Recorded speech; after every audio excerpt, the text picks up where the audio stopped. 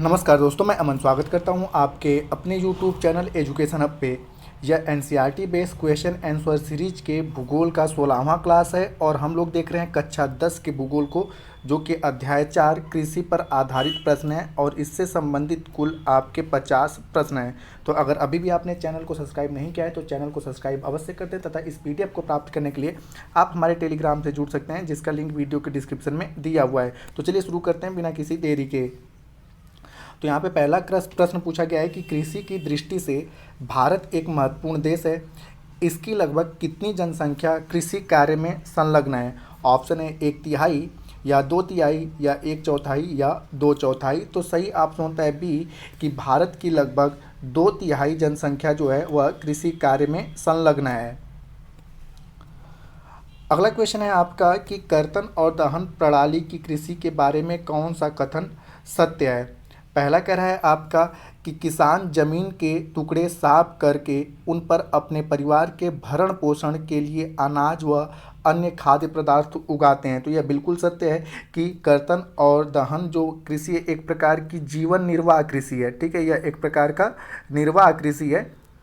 तो इस पे क्या करते हैं कि भरण पोषण, अपने परिवार के भरण पोषण के लिए अनाज और खाद्यान्न फसलों को उगाते हैं। दूसरा कह रहा है कि जब मृदा की उर्वरता कम हो जाती है तो उसे भूमि के उस भूमि के टुकड़े से स्थानांतरित हो जाते हैं और किसी अन्य भूमि का टुकड़ा साफ कर उस पर खेती करते हैं। तो यह भी बिल्कुल आपका सत्य है।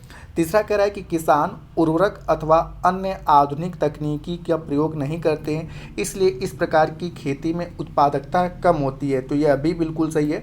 और चौथा कह रहा है कि उपरोक्त में से सभी सही हैं। तो आपका सही ऑप्शन होता है डी कि सभी के सभी ऑप्शन आपके सही हैं। अगला क्वेश्चन कह रहा है कि भारत में कर्तन और दहन कृषि को अलग अलग राज्यों में अलग अलग नाम से जाना जाता है। निम्न में से कौन सा समूह सत्य है? तो पहला कह रहा है कि मध्य प्रदेश में इसे दहिया या बेबर कहा जाता है तथा आंध्र प्रदेश में पोडू अथवा पेड़ा कहा जाता है, तो जो कि बिल्कुल आपका सत्य है। दूसरा कह रहा है कि उड़ीसा में इसे पामाडाबी या कोमान या बरीगा कहा जाता है तथा पश्चिमी घाट में इसे कुमारी के नाम से जाना जाता है, तो यह भी आपका सही है। तीसरा कह रहा है कि दक्षिण पूर्वी राजस्थान में इसे वालरे या वाल्टरे कहा जाता है और हिमालयन क्षेत्र में इसे खील के नाम से जाना जाता है, तो यह भी बिल्कुल आपका सत्य है। और चौथा कह रहा है कि झारखंड के में इसे कुरुआ कहा जाता है तथा उत्तर पूर्वी प्रदेशों में इन्हें झूम कहा जाता है। मणिपुर में इसे पलामू और छत्तीसगढ़ के बस्तर जिला और अंडमान निकोबार द्वीप समूह में इसे दीपा कहा जाता है, तो यह भी ऑप्शन आपका सही है। तो इस प्रकार से कह सकते हैं कि सभी ऑप्शन सही हैं, सभी कथन सत्य हैं।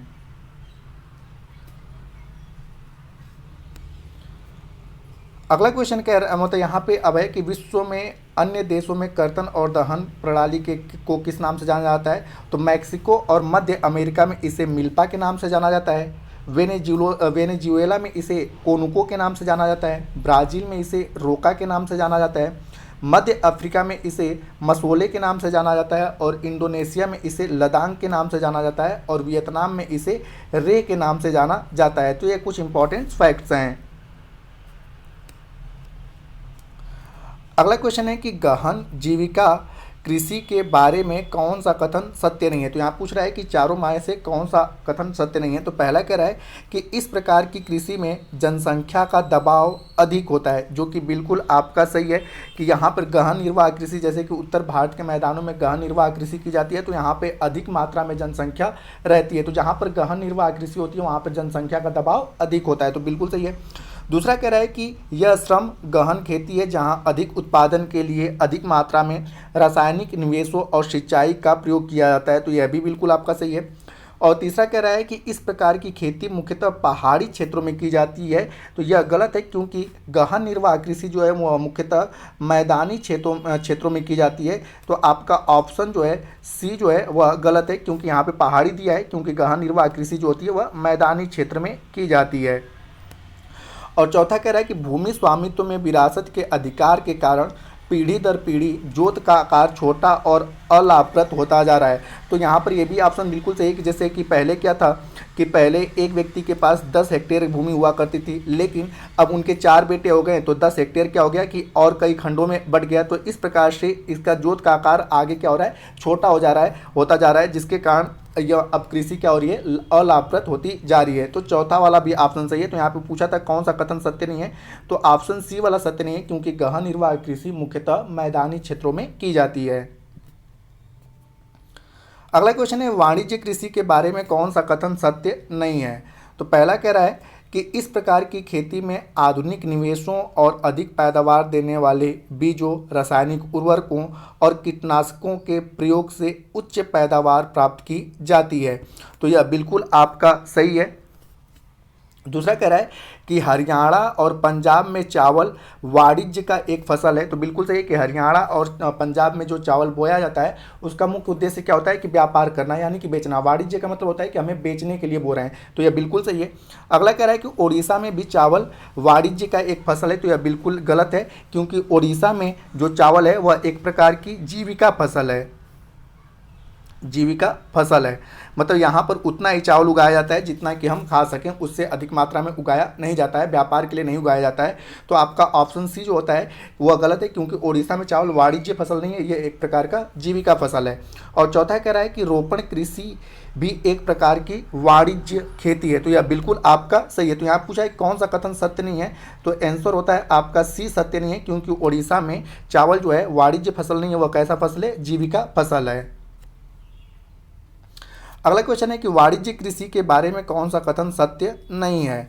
तो पहला कह रहा है आपका कि इस प्रकार की खेती में लंबे चौड़े क्षेत्र में एकल फसल बोई जाती है। तो जो बिल्कुल आपका सही है कि यहाँ पे बड़े मैदान होते हैं, जैसे कि आपने चाय की खेती देखी होगी, तो एक लंबे चौड़े क्षेत्र में क्या होता है कि एक ही प्रकार के फसल को चाय को ही बोया जाता है। तो बिल्कुल सही है कि लंबे चौड़े क्षेत्र में एकल फसल बोई जाती है। दूसरा कह रहा है कि इसमें कम पूंजी और कम श्रमिक सहायता लेनी पड़ती है। तो यह गलत है, क्योंकि वाणिज्य खेती में अधिक पूंजी और अधिक श्रम बल की आवश्यकता होती है। ठीक है, तो वाणिज्य प्रकार की खेती में जो होती है वह अधिक पूंजी और अधिक श्रम की सहायता लेनी पड़ती है। तो बी वाला ऑप्शन आपका गलत है। तीसरा कह रहा है कि इससे प्राप्त सारा उत्पाद उद्योग में कच्चे माल के रूप में प्रयोग होता है। तो बिल्कुल सही है, जैसे कि मैंने आपको चाय का एग्जाम्पल दिया कि चाय क्या एक कच्चे माल है और इसका उपयोग उद्योग के रूप में किया जाता है। बिल्कुल सही आपका सी वाला है। और चौथा कह रहा है कि भारत में चाय, काफ़ी, रबर, गन्ना, केला इत्यादि महत्वपूर्ण वाणिज्यिक अथवा रोपण फसलें हैं। तो यह भी आपका ऑप्शन सही है। तो यहाँ पर पूछा था कि कौन सा कथन सत्य नहीं है, तो आपका आंसर होता है कि बी वाला कथन सत्य नहीं है, क्योंकि वाणिज्य खेती में अधिक पूंजी और अधिक श्रम की सहायता लेनी पड़ती है, जबकि ऑप्शन में दिया है कि कम पूंजी और कम श्रम की आवश्यकता लेनी पड़ती है। सातवां कह रहा है कि भारत में 3 प्रमुख शस्य ऋतुएं हैं, निम्नलिखित में से कौन सा शस्य ऋतुओं में नहीं आता है। शस्य ऋतुओं का मतलब होता है कि फसल ऋतुएं। ठीक है, यहाँ पे भारत में 3 प्रमुख फसल ऋतु है। तो आपने पता है कि भारत में 3 प्रमुख फसल ऋतु कौन सा है, तो रबी है, जायद है और खरीफ है। तो यहाँ पर रबी भी आता है, ठीक है, खरीफ और जायद। तो यहाँ पर आपका आंसर हो जाता है कि बी जो है वह शस्य ऋतु यानी कि फसल ऋतुओं में नहीं आता है। अगला क्वेश्चन कह रहा है कि निम्नलिखित में से कौन सा कथन असत्य है। तो पहला कह रहा है कि रबी की फसल शीत ऋतु में अक्टूबर से दिसंबर में बोया जाता है और ग्रीष्म ऋतु में अप्रैल से जून के मध्य काट लिया जाता है, जो कि बिल्कुल आपका सत्य है। दूसरा कह रहा है कि गेहूं, जौ, मटर, चना और सरसों जो है वह रबी की मुख्य फसलें हैं, यह भी बिल्कुल आपका सत्य है। तीसरा कह रहा है कि पंजाब, हरियाणा, हिमाचल प्रदेश, जम्मू कश्मीर, उत्तराखंड और उत्तर प्रदेश में यह विस्तृत रूप में बोई जाती है। तो यह भी कथन आपका सत्य है। चौथा कह रहा है कि शीत ऋतु में उत्तर पूर्वी मानसून से होने वाली वर्षा इन फसलों को अधिक उत्पादन में सहायक होती हैं। तो ये वाला ऑप्शन आपका गलत है, क्योंकि शीत ऋतु में जो उत्तर पूर्वी मानसून से वर्षा होती है वह केवल भारत के एक राज्य में वर्षा करती है और उस राज्य का नाम है तमिलनाडु। तो शीत ऋतु में जो मतलब कि शीत ऋतु में जो रबी की फसलों के लिए सहायक होती है वह पश्चिमी विक्षोभ होती है। ठीक है, वेस्टर्न साइक्लोन डिस्टर्बेंस, जिसको हम लोग पश्चिमी विक्षोभ के नाम से जानते हैं। तो पश्चिमी विक्षोभ जो होती है वह रबी की फसलों को फायदा पहुंचाती है जो कि शीत ऋतु में होती है। तो यहाँ पे उत्तर पूर्वी मानसून नहीं होगा, वह क्या होगा, पश्चिमी विक्षोभ होगा जो कि ठीक है शीत ऋतु में रबी की फसलों को सहायता पहुंचाती है। तो यहाँ पे पूछा है कौन सा कथन असत्य है, तो आंसर आपका हो जाता है डी असत्य है, क्योंकि उत्तर पूर्वी मानसून नहीं फायदा पहुंचाता है, पश्चिमी विक्षोभ पहुंचाता है। अगला क्वेश्चन कह रहा है कि आस, अमन और बोरो क्या है। ऑप्शन है गेहूं की किस्म है, चावल की किस्म है, गन्ने की किस्म है या जूट की किस्म है। तो यहाँ पर आस, अमन और बोरो की बात किया जाए तो यह असम,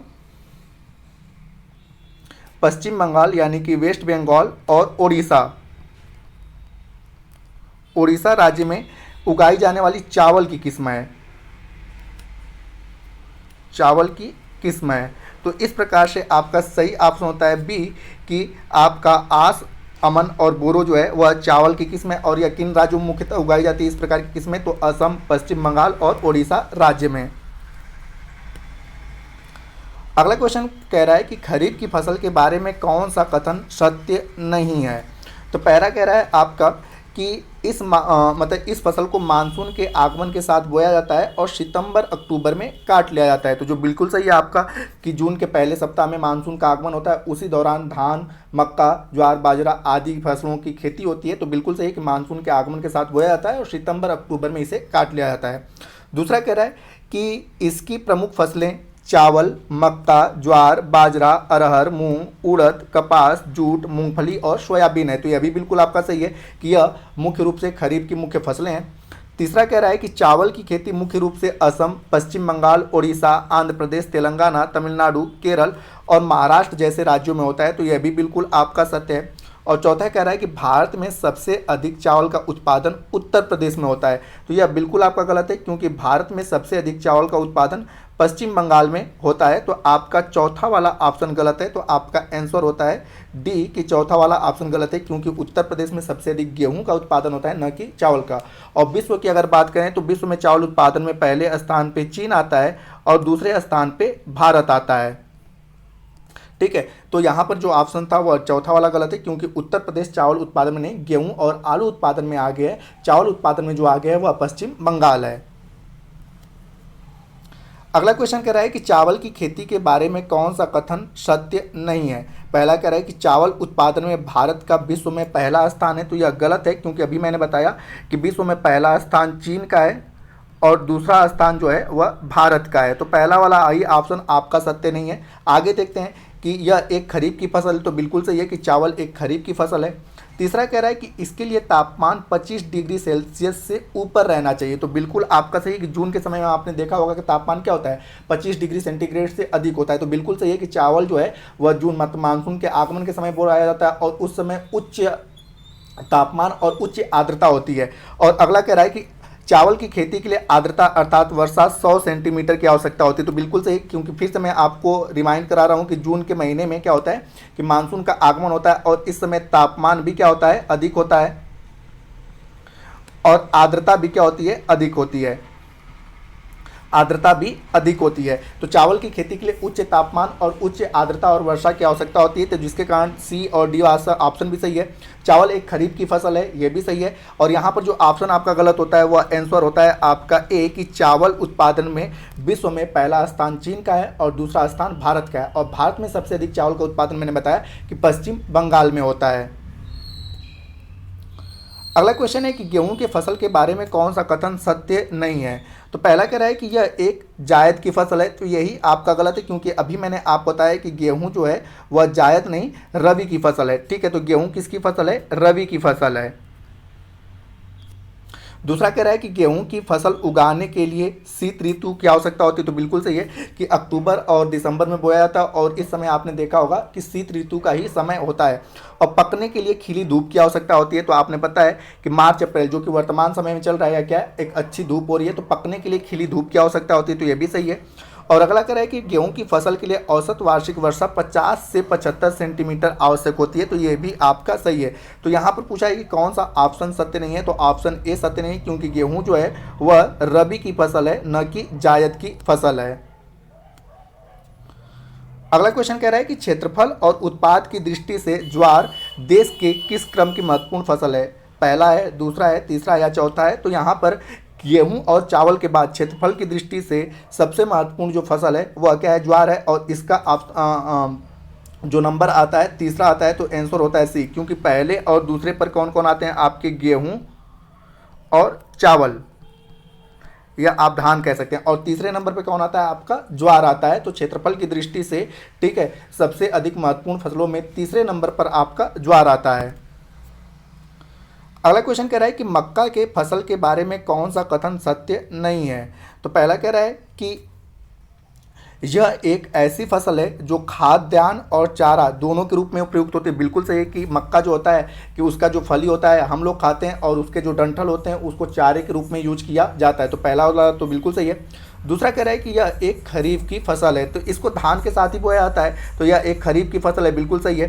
तीसरा कह रहा है कि इसके लिए 21 डिग्री से 27 डिग्री तापमान की आवश्यकता होती है। तो एक चीज़ याद रखिएगा कि जो भी फसल खरीफ की ऋतु में बोया जाएगा, जो भी खरीफ की फसल होंगी उन्हें अधिक आर्द्रता और नमी के साथ साथ अधिक तापमान की आवश्यकता होती है। तो इस चीज़ को याद रखिएगा। तो मक्का खरीफ की फसल है, तो इसे आर्द्रता की भी और वर्षा की भी अधिक आवश्यकता होती है, और साथ ही साथ तापमान की भी अधिक आवश्यकता होती है।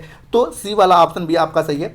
और चौथा कह रहा है कि काली मिट्टी इस फसल के लिए अच्छी मानी जाती है। तो काली मिट्टी जो है वह कपास के लिए अच्छी मानी जाती है, न कि ज्वार के लिए। ज्वार के लिए जो अच्छी मिट्टी मानी जाती है वह होती है जलोढ़ मिट्टी, जलोढ़ मिट्टी।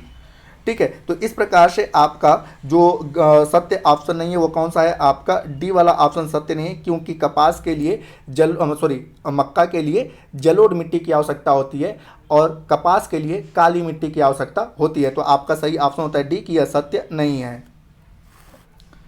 अगला क्वेश्चन है कि बिहार में मक्का किस ऋतु में उगाई जाती है, खरीफ में, रबी में, जायद में, या उपरोक्त में से सभी। तो अभी हम लोगों ने पढ़ा कि मक्का मुख्यतः किसकी फसल है, खरीफ की फसल है। लेकिन बात करते हैं बिहार राज्य की, तो बिहार राज्य में मक्का मूल रूप से रबी की फसल के रूप में उगाई जाती है। तो आपका सही ऑप्शन होता है बी कि मक्का मूल रूप से आपका खरीफ का फसल है, लेकिन बिहार राज्य में और कुछ अन्य राज्य भी हैं जहां पे इसे रबी के फसल के दौरान बोया जाता है। तो यहाँ पे अगर आपसे स्पेशल बिहार करके पूछे तो बिहार में मक्का जो है वह रबी की फसल है, न कि खरीफ की फसल है। अगला क्वेश्चन है कि दाल के बारे में कौन सा कथन सत्य नहीं है। पहला कह रहा है कि भारत विश्व में दालों का सबसे बड़ा उत्पादक देश है, परंतु उपभोक्ता देश नहीं है। तो पहला वाला ही ऑप्शन आपका गलत होता है, क्योंकि भारत विश्व में दालों का सबसे बड़ा उत्पादक के साथ साथ उपभोक्ता देश भी है। तो दालों का उत्पादक प्लस उपभोक्ता में भारत का पहला नंबर है।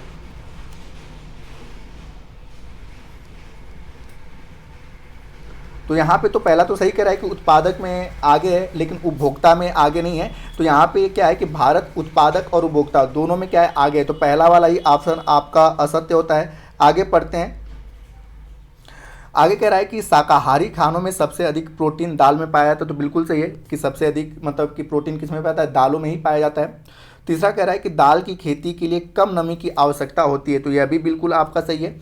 और चौथा कह रहा है कि अरहर को छोड़कर, अरहर जिसको हम लोग तुअर के नाम से भी जानते हैं, तो अरहर को छोड़कर अन्य सभी दालें वायु से नाइट्रोजन लेकर भूमि की उर्वरता को बनाए रखती हैं। तो बिल्कुल सही है। तो यहाँ पे पूछा जा सकता है ये भी क्वेश्चन कि कौन सी फसल भूमि की उर्वरता के लिए लाभप्रद नहीं है। तो अरहर जो है भूमि की यानी कि तुअर जो है वह भूमि की उर्वरता के लिए लाभप्रद नहीं है। अरहर को छोड़कर बाकी अन्य जो भी फसलें होती हैं वह वायु से नाइट्रोजन लेती हैं, राइबोजोबियम नामक उनके जड़ों में जीवाणु पाया जाता है और उससे मिट्टी की उर्वरता को बनाती हैं। तो यह काम अरहर नहीं करता है।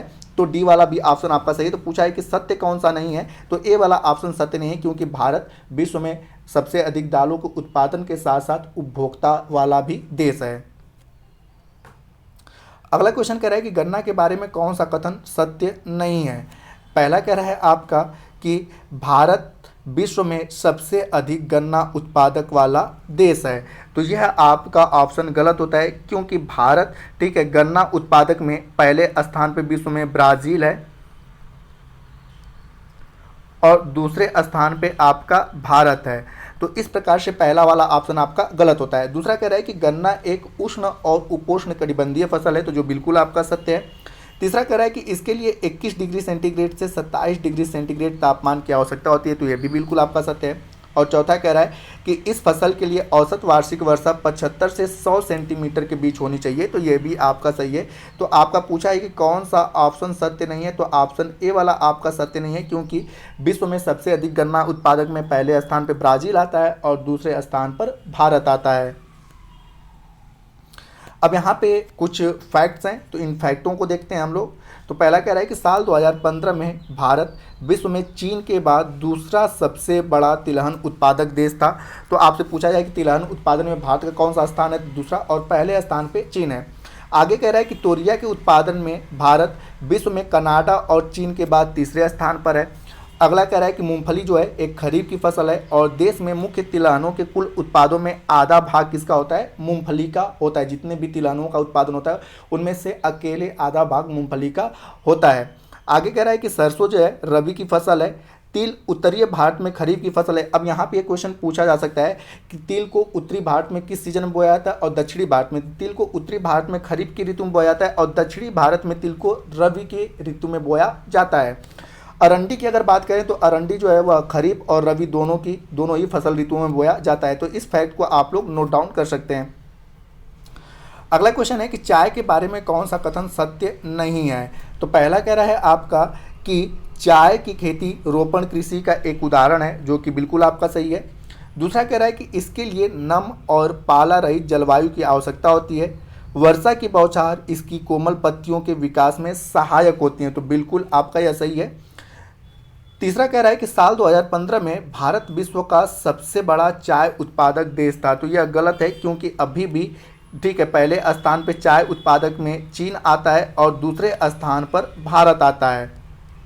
तो 2015 की अगर बात करें या वर्तमान समय की बात करें तो विश्व में सबसे बड़ा चाय उत्पादक देश कौन सा है, चीन, और दूसरे स्थान पर भारत है। और तीसरा कह रहा है कि भारत में प्रमुख चाय उत्पादकों में असम, पश्चिम बंगाल का दार्जिलिंग और जलपाईगुड़ी और तमिलनाडु और केरल है, तो यह भी ऑप्शन आपका सही होता है। तो यहाँ पूछा है कौन सा कथन सत्य नहीं है, तो आंसर आपका होता है कि सी, क्योंकि चाय उत्पादन में सबसे पहले नंबर पर चीन आता है और दूसरे नंबर पर भारत आता है। अगला क्वेश्चन कह रहा है कि कॉफ़ी के बारे में कौन सा कथन सत्य नहीं है। तो पहला कह रहा है कि भारत में अरेबिका किस्म की कॉफ़ी पैदा की जाती है, जो कि बिल्कुल सत्य है। क्वेश्चन पूछा जाता है कि भारत में किस किस्म की कॉफ़ी उत्पादन किया जाती है, तो अरेबिका। दूसरा कह रहा है कि इसे यमन से लाया गया था, तो यह भी बिल्कुल सही है। और यमन से लाने वाले व्यक्ति कौन थे, तो बाबा बूदन थे। और सबसे पहले ठीक है बाबा बूदन ने ठीक है इसकी खेती करी, तो उन्हीं के नाम पर बाबा बूदन की पहाड़ियों का नाम भी आता है। तो इसमें कह रहा है कि इसके कृषि की शुरुआत बाबा बूदन की पहाड़ियों से हुई, तो यह भी बिल्कुल सही है। और अगला कह रहा है कि बाबा बूदन की पहाड़ी तमिलनाडु राज्य में स्थित है, तो यही आपका स्टेटमेंट गलत होता है, क्योंकि बाबा बूदन की पहाड़ी जो है वह कर्नाटक राज्य में स्थित है। तो पूछा है कौन सा ऑप्शन आपका सही नहीं है, तो आंसर होता है आपका डी, क्योंकि बाबा बूदन की पहाड़ी जो है वह कर्नाटक राज्य में स्थित है, न कि तमिलनाडु राज्य में। अगला क्वेश्चन कह रहा है कि रबर के बारे में कौन सा कथन सत्य नहीं है।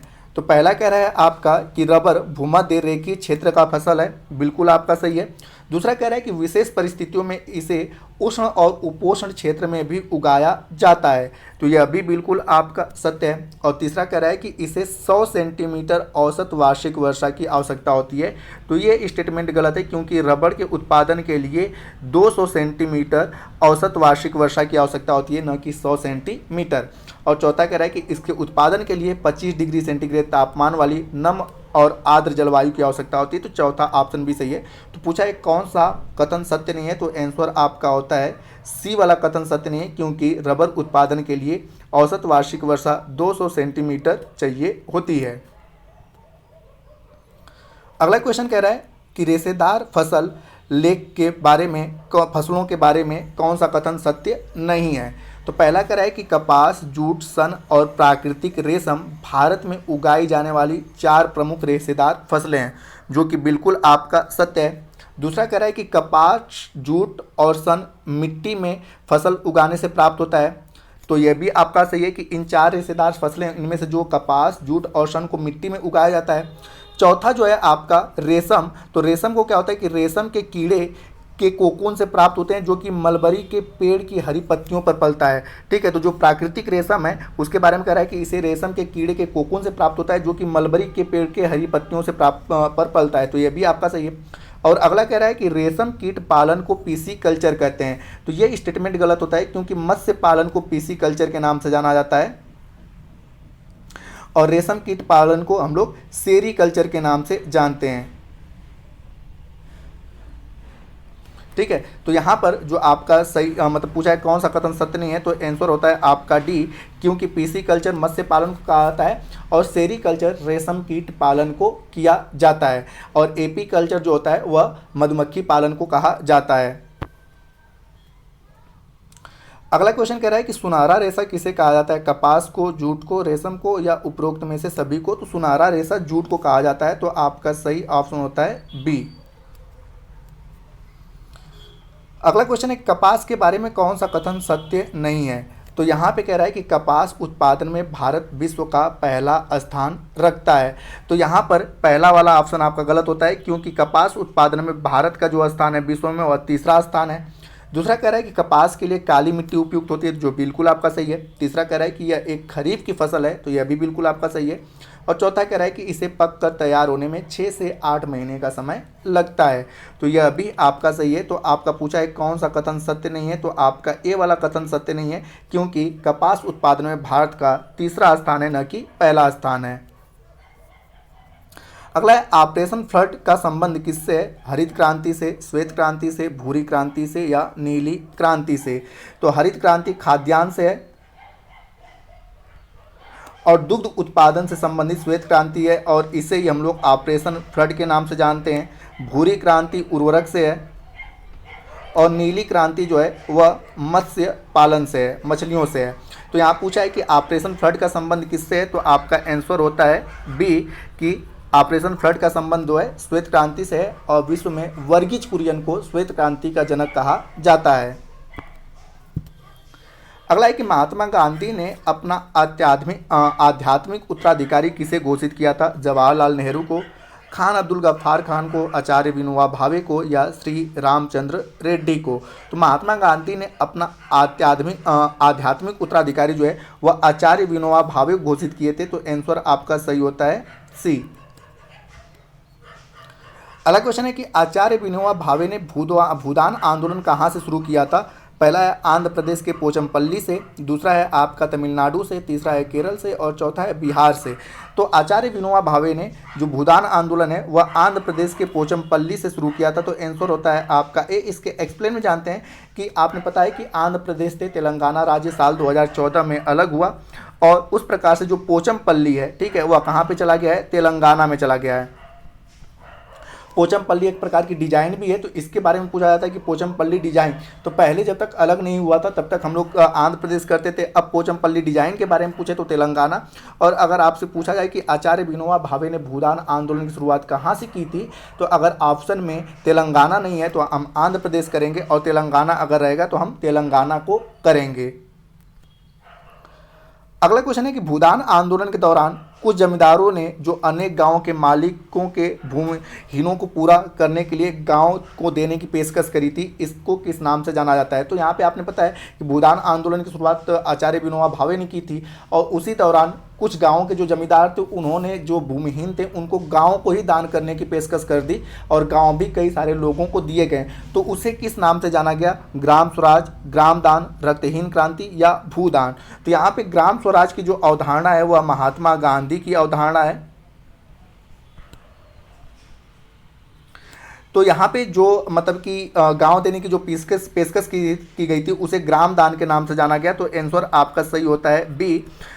आपसे ये पूछा जाता है क्वेश्चन कि भूदान आंदोलन को अन्य किस नाम से या अन्य किस क्रांति के नाम से जाना जाता है। तो भूदान आंदोलन को रक्तहीन क्रांति के नाम से जाना जाता है, और यहाँ पे यह भूदान तो है ही। तो यहाँ पूछा गया है कि जो जमींदारों के द्वारा गांवों को देने की पेशकश की गई थी उसे किस नाम से जाना गया, तो ग्राम दान के नाम से जाना गया। और भूमि देने की जो पेशकश की गई थी उसे किस नाम से जाना गया, तो भूदान के नाम से जाना गया। और भूदान आंदोलन को अन्य किन नाम से जाना जाता है, तो रक्तहीन क्रांति के नाम से जाना जाता है। अगला है कि आचार्य विनोबा भावे द्वारा शुरू किए गए भूदान ग्रामदान आंदोलन को किस नाम से जाना जाता है? ऑप्शन है रक्तहीन क्रांति, शीत क्रांति, लाल क्रांति या ग्राम स्वराज क्रांति। तो अभी इस क्वेश्चन को एक्सप्लेन किया कि जो विनोबा भावे के द्वारा भूदान आंदोलन ग्रामदान आंदोलन शुरू किया गया था उसे रक्तहीन क्रांति के नाम से जाना जाता है। अगला क्वेश्चन है कि बिहार में चंपारण आंदोलन कब हुआ था? 1916 में, 1917 में, 1918 में या 1919 में? तो बिहार में चंपारण आंदोलन जो शुरू हुआ था साल 1917 में शुरू हुआ था। तो आंसर आपका होता है बी। और यहाँ पर महात्मा गांधी के द्वारा शुरू किया गया, यह भारत में पहला आंदोलन था। और महात्मा गांधी को बिहार बुलाने वाले जो व्यक्ति थे उनका नाम आता है राजकुमार शुक्ल। अगला है कि जनिकी इंजीनियरिंग बीजों की नई संकर किस्म का आविष्कार करने में शक्तिशाली पूरक के रूप में जानी जाती है। जनिकी इंजीनियरिंग को संकेतक रूप शब्द में क्या कहा जाता है? जीन क्रांति, हरित क्रांति, श्वेत क्रांति या पीली क्रांति?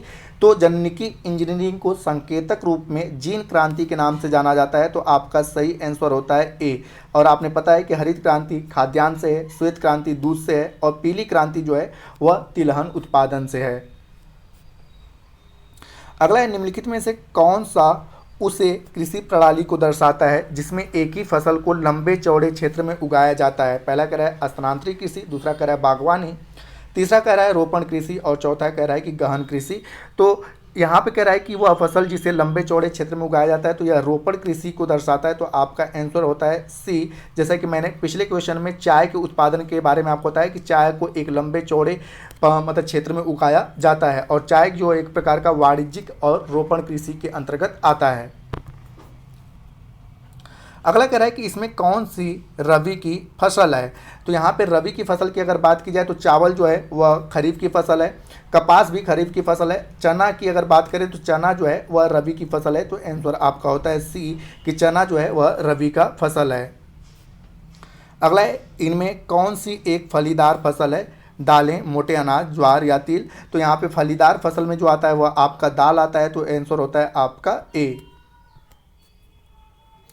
अगला क्वेश्चन कह रहा है कि यह खरीफ के अंतर्गत बोई जाने वाली ऐसी फसल है जो खाद्यान्न और चारा दोनों के रूप में प्रयोग की जाती है। यह फसल 21 से 27 डिग्री सेल्सियस तापमान और पुरानी जलोढ़ मिट्टियों पर अच्छी प्रकार से उगाई जाती है। ऊपर दिया गया विवरण किससे संबंधित है? तो यहाँ पर आपको पता होना चाहिए कि सोयाबीन जो होता है वह खरीफ में तो आता है लेकिन इसको जलोढ़ मिट्टी की आवश्यकता नहीं है। चना जो है वह रबी और जौ भी रबी में आता है। तो यहाँ पे सोयाबीन जो होता है खरीफ में तो आता है लेकिन इसे केवल खाद्यान्न के रूप में उपयोग किया जाता है, न कि चारे के रूप में। और मक्का की अगर बात करें तो मक्का जो है वह खरीफ के फसल में तो आता है और साथ ही साथ इसे खाद्यान्न और चारा दोनों के रूप में उपयोग किया जाता है। तो यहाँ पे जो पूरा स्टेटमेंट है वह मक्का के बारे में है। तो सही ऑप्शन होता है आपका डी। अगला है कि नीचे दिए गए कथनों पर विचार कीजिए। पहला कह रहा है कि आज़ादी के बाद से सकल घरेलू उत्पाद यानी कि ग्रास डोमेस्टिक प्रोडक्ट, जिसको हम लोग शॉर्ट भाषा में जीडीपी कहते हैं, में कृषि योगदान का अनुपात लगातार बढ़ रहा है। तो यह बिल्कुल गलत है क्योंकि एनसीईआरटी को आप पढ़ेंगे तो वहाँ पे कह रहा है कि आज़ादी के बाद भारत की जीडीपी में कृषि का योगदान लगातार क्या हो रहा है? घट रहा है। और अगला कह रहा है कि देश में सर्वाधिक लोगों को सेवा क्षेत्र में रोजगार प्राप्त हो रहा है। तो यह भी गलत है क्योंकि भारत एक कृषि प्रधान देश है। तो सबसे अधिक रोजगार किस क्षेत्र में मिलता है? कृषि क्षेत्र में मिलता है, न कि सेवा क्षेत्र में प्राप्त हो रहा है। ठीक है, तो इस प्रकार से दोनों भी ऑप्शन आपके गलत होते हैं। तो आपका सही ऑप्शन होता है डी कि न तो एक सही है न तो दो सही है। तो आंसर आपका होता है डी। अगला क्वेश्चन है कि किस पंचवर्षीय योजना के अंतर्गत भूमि सुधार कार्यक्रम को लागू किया गया? पहला कह रहा है प्रथम पंचवर्षीय योजना, द्वितीय पंचवर्षीय योजना, पांचवी पंचवर्षीय योजना या सातवीं पंचवर्षीय योजना? तो यहाँ पर भूमि सुधार कार्यक्रम को जो लागू किया गया था उसे प्रथम पंचवर्षीय योजना, जिसका कार्यकाल 1951 से 1956 तक रहा। और इसका जो मॉडल था, ठीक है, हेराल्ड डोमर मॉडल था और इसमें भूमिगत सुधार कार्यक्रम को लागू किया गया था। आपने पता होना चाहिए कि पंचवर्षीय योजना का जो कॉन्सेप्ट है उसे हम लोगों ने रूस से लिया था। ठीक है, तो यहाँ पे पूछा गया है कि किस पंचवर्षीय योजना के अंतर्गत भूमिगत सुधार कार्यक्रम को लागू किया गया? तो प्रथम पंचवर्षीय योजना के अंतर्गत भूमिगत सुधार कार्यक्रम को लागू किया गया। इसे शुरू किया गया था 1951 से 1956 तक और इसका मॉडल था हेराल्ड डोमर मॉडल। और इससे पंचवर्षीय योजना के कॉन्सेप्ट को हम लोगों ने रूस के संविधान से लिया है। ठीक है। अब तक कुल 12 पंचवर्षीय योजना चली है, उसके बाद पंचवर्षीय योजनाएं नहीं चलाई गई। अगला है कि निम्नलिखित में से कौन सा राज्य कॉफ़ी का सबसे अधिक उत्पादन करता है?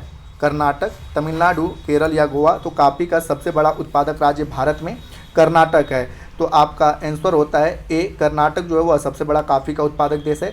और विश्व में अगर बात की जाए तो विश्व में कॉफ़ी का सबसे बड़ा उत्पादक देश जो है वह ब्राज़ील है, और भारत में सबसे बड़ा उत्पादक राज्य कर्नाटक है। अगला है कि चाय की कृषि के संबंध में निम्नलिखित में से कौन सा कथन सत्य है? तो पहला कह रहा है कि चाय का पौधा उष्ण और उपोष्ण कटिबंधीय जलवायु में अच्छी तरह से उगता है, तो यह बिल्कुल आपका सत्य है। दूसरा कह रहा है कि चाय की फसल के लिए ह्यूमस और जीवाश्म युक्त मृदा उपयुक्त होती है, तो यह भी आपका सत्य है। तीसरा कह रहा है कि चाय की कोमल पत्तियों के विकास में वर्ष भर समान रूप से होने वाली वर्षा की बौछार सहायक होती है, तो यह भी आपका सत्य है। तो इस प्रकार से हम कह सकते हैं कि आंसर इज डी कि तीनों के तीनों स्टेटमेंट आपके सत्य हैं। अगला कह रहा है कि तिलहन के फसल के संबंध में नीचे दिए गए कथनों पर विचार कीजिए। पहला कह रहा है आपका कि भारत विश्व में सबसे बड़ा तिलहन उत्पादक देश है, जो कि बिल्कुल आपका सत्य है। दूसरा कह रहा है कि इसका उपयोग खाद्य पदार्थ के रूप में तथा प्रसाधन उद्योग में कच्चे माल के रूप में किया जाता है, तो यह भी आपका सत्य है। तीसरा कह रहा है कि तिल जो है उत्तरी भारत में खरीफ की फसल है तथा दक्षिणी भारत में रबी की फसल है, तो यह भी स्टेटमेंट आपका सही है। तो इस प्रकार से सही ऑप्शन होता है डी कि तीनों के तीनों स्टेटमेंट सत्य हैं। अगला क्वेश्चन कह रहा है कि गन्ने की फसल के संबंध में नीचे दिए गए कथन पर विचार कीजिए। तो पहला कह रहा है कि गन्ना एक उष्ण और उपोष्ण कटिबंधीय फसल है, जो कि बिल्कुल आपका सत्य है। दूसरा कह रहा है कि भारत गन्ने का सबसे बड़ा उत्पादक देश है, तो यह गलत है, क्योंकि विश्व में सबसे बड़ा गन्ने का उत्पादक देश में पहले नंबर पर आता है आपका ब्राज़ील और दूसरे नंबर पर आता है भारत। तो इस प्रकार से दूसरा वाला स्टेटमेंट गलत है। तो पूछ रहा है कौन सा कथन सत्य है, तो आपका सही आंसर होता है ए कि केवल पहला वाला ऑप्शन आपका सही है। अगला कह रहा है कि निम्नलिखित में से कौन सी विशेषताएं निर्वाह कृषि से संबंधित है। तो पहला कह रहा है कि भूमि के छोटे टुकड़ों पर आदिम कृषि औजारों के द्वारा खेती की जाती है, तो बिल्कुल सही है। आदिम कृषि औजारों का मतलब कि पुराने कृषि औजार जिसमें कि लकड़ी पत्थर से बने औजारों का प्रयोग इसमें किया जाता है, तो उसे हम लोग आदिम कृषि औजार कहते हैं, तो बिल्कुल पहला आपका सही है। दूसरा कह रहा है कि यह कृषि प्रायः मानसून पर निर्भर होती है, तो यह भी सही है, क्योंकि इस प्रकार के स्थानांतरित कृषि में सिंचाई के कोई साधन नहीं होता है, इसमें मानसून पर पूर्ण रूप से निर्भर किया जाता है। अगला कह रहा है कि यह श्रम प्रधान कृषि है, तो यह भी आपका सत्य है। और चौथा कह रहा है कि फसलों की उत्पादकता मृदा की प्राकृतिक उर्वरता पर निर्भर होती है, तो यह भी आपका सत्य है, क्योंकि स्थानांतरित कृषि में किसी भी प्रकार के रासायनिक उर्वरकों का प्रयोग नहीं किया जाता है। जो प्राकृतिक मृदा की उर्वरता क्षमता होती है उसी के आधार पर फसलों में उत्पादकता होता है। तो चारों के चारों स्टेटमेंट आपके सही हैं, तो सही आंसर होता है डी। तो आपका सही आंसर होता है डी कि उपरोक्त सभी आपके सही हैं। अगला क्वेश्चन कह रहा है कि मोटे अनाज के संबंध में कौन सा कथन गलत है। पहला कह रहा है कि महाराष्ट्र राज्य इस फसल का सबसे बड़ा उत्पादक है, तो बिल्कुल आपका सही है। दूसरा कह रहा है कि इन अनाजों में पोषक तत्व की मात्रा अधिक होती है, तो यह भी आपका सही है।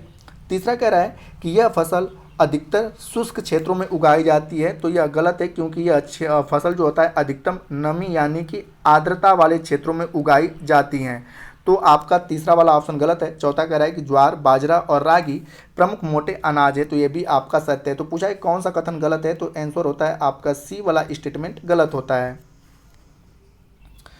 अगला कह रहा है कि गेहूं के फसल के संबंध में निम्नलिखित में से कौन सा कथन सत्य है। तो पहला कह रहा है कि इस फसल को उगाने के लिए सामान्य रूप से वितरित 50 से 70 सेंटीमीटर वार्षिक वर्षा की आवश्यकता होती है, तो यह बिल्कुल आपका सही है।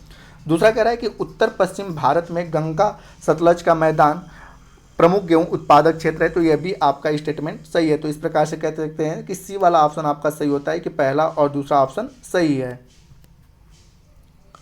अगला कह रहा है कि चावल की कृषि से संबंधित नीचे दिए गए कथनों पर विचार कीजिए। पहला कह रहा है कि भारत विश्व में चावल का सबसे बड़ा उत्पादक देश है, तो यह गलत है, क्योंकि पहले स्थान पे चावल में चीन का नाम आता है और दूसरे स्थान पे चावल में भारत का नाम आता है, तो पहला वाला स्टेटमेंट आपका गलत होता है। दूसरा कह रहा है कि चावल की कृषि के लिए उच्च तापमान यानी कि 25 डिग्री से अधिक तापमान की आवश्यकता होती है। तो बिल्कुल सही है, क्योंकि मैंने बताया कि चावल खरीफ की फसल है और जो खरीफ की फसलें होती हैं उन्हें उच्च तापमान और अधिक आर्द्रता और नमी की आवश्यकता होती है। तीसरा कह रहा है कि चावल की कृषि के लिए 100 सेंटीमीटर से अधिक वर्षा की आवश्यकता होती है। तो ये भी स्टेटमेंट आपका सही होता है। तो पहला वाला स्टेटमेंट गलत है, बाकी दूसरा और तीसरा स्टेटमेंट सही है। तो आपका सही आंसर होता है बी कि 2 और 3 कथन जो है वह सत्य हैं। अगला क्वेश्चन है कि भारत में शीत ऋतु में शीतोष्ण पश्चिमी विक्षोभ से होने वाली वर्षा किन फसलों के अधिक उत्पादन में सहायक होती हैं। पहला है रबी और खरीफ, दूसरा है खरीफ और जायद, तीसरा है केवल रबी और चौथा है केवल खरीफ। तो यहाँ पर शीत ऋतु में आपने पता है कि शीत ऋतु में जो फसलें बोई जाती हैं वह रबी की फसल बोई जाती है और इसे गर्मी के समय में काट लिया जाता है। तो शीत ऋतु में जो होता है वह रबी की फसल बोई जाती है और यहाँ पर जो पश्चिमी विक्षोभ हवाएं आती हैं इन्हीं रबी की फसलों को काफ़ी लाभ पहुँचाती हैं। तो आपका सही ऑप्शन होता है आपका सी कि केवल रबी की फसलों के लिए शीत ऋतु में पश्चिमी विक्षोभ से आने वाली बरसात लाभप्रद होती है। अगला क्वेश्चन है निम्नलिखित में से कौन सी दलहन फसल मृदा की उर्वरता में कोई वृद्धि नहीं करता है। मटर, अरहर जिसे हम तुअर के नाम से जानते हैं, तीसरा है मूंग और चौथा है चना। तो इसके बारे में मैंने पहले ही व्याख्या कर दिया कि अरहर जो होता है वह किसी भी प्रकार की मृदा की उर्वरता के लिए सहायक नहीं होता है। तो आपका सही आंसर होता है बी कि अरहर दे दे या तुअर दे दे, दोनों एक ही हैं। अगला है निम्नलिखित में से कौन सी खरीफ की फसलें हैं। तो यहाँ पे मक्का भी खरीफ की फसल है, बाजरा भी खरीफ की फसल है, चना जो है वह रबी की फसल है न कि खरीफ की, और सोयाबीन भी जो है वह खरीफ की फसल है। तो इस प्रकार से सही ऑप्शन होता है कि 1, 2 और 4 जो स्टेटमेंट है वह खरीफ की फसल है। तो आंसर होता है आपका डी। अगला क्वेश्चन है कि भारत में शस्य प्रारूप के संबंध में नीचे दिए कथनों पर विचार कीजिए। पहला कह रहा है कि रबी की फसलों को शीत ऋतु में बोया जाता है, तो बिल्कुल आपका सही है। दूसरा कह रहा है कि खरीफ की फसलों को मानसून के आगमन के साथ बोया जाता है, यह भी स्टेटमेंट आपका सही है। और तीसरा कह रहा है कि रबी और खरीफ फसल ऋतुओं के बीच ग्रीष्म ऋतु में बोई जाने वाली फसल को जायद कहा जाता है, तो यह भी स्टेटमेंट आपका सही है। तो पूछा है कौन सा कथन असत्य है, तो हम कह सकते हैं इनमें से कोई भी स्टेटमेंट असत्य नहीं है। तो आंसर आपका होता है डी कि कोई भी कथन असत्य नहीं है, तीनों के तीनों स्टेटमेंट सत्य हैं। अगला कह रहा है कि निम्नलिखित में से उस कृषि प्रणाली को दर्शाती है जिसमें एक ही फसल लंबे चौड़े क्षेत्र में उगाई जाती है। तो एक ही मतलब कि एक ही फसल को लंबे चौड़े क्षेत्र में जो उगाया जाता है उसे वाणिज्य या रोपण कृषि के नाम से जाना जाता है। तो इसमें आपका ऑप्शन होता है बी। इस क्वेश्चन को मैंने पहले ही कराया है, तो आपका सही ऑप्शन होता है बी। इस सेशन का अंतिम क्वेश्चन है कि भारत के कुछ भागों में कर्तन और दहन प्रणाली की कृषि प्रचलित है। इन कृषि को देश के अलग अलग राज्यों में अलग अलग नामों से जाना जाता है, उन्हीं को मिलाना है। तो पहला कह रहा है कि अंडमान निकोबार द्वीप समूह में कर्तन और दहन को दीपा के नाम से जाना जाता है, तो पहला का आपका हो जाएगा ए। मध्य प्रदेश में इसे बेबर के नाम से जाना जाता है, तो बी का हो जाएगा 2। पश्चिमी घाट में इसे कुमारी के नाम से जाना जाता है, तो ये भी आपका सही है कि सी का हो जाएगा 3। और झारखंड में इसे कुरवा के नाम से जाना जाता है, तो डी का हो जाएगा आपका 4। तो ये आपका सही मैचअप है। तो दोस्तों यह कक्षा 10 के कृषि से संबंधित कुल 50 प्रश्न थे, जो कि कक्षा 4 मतलब अध्याय 4 तक कृषि उससे संबंधित। अगला जो अध्याय 5 है वह खनिज और ऊर्जा संसाधन से है। इसके भी क्वेश्चन को हम लोग इसी प्रकार से लेकर आएंगे। तो उम्मीद करता हूँ कि आपको यह वीडियो पसंद आया होगा और आपके एग्जाम के लिए काफ़ी हेल्पफुल होगा। तो अगर अभी भी चैनल को आपने सब्सक्राइब नहीं किया है तो चैनल को सब्सक्राइब अवश्य कर दें, तथा इस PDF को प्राप्त करने के लिए आप हमारे टेलीग्राम से जुड़ सकते हैं, जिसका लिंक वीडियो के डिस्क्रिप्शन में दिया हुआ है। तो वीडियो के अंत तक बने रहने के लिए धन्यवाद। मिलते हैं जल्दी नेक्स्ट वीडियो में।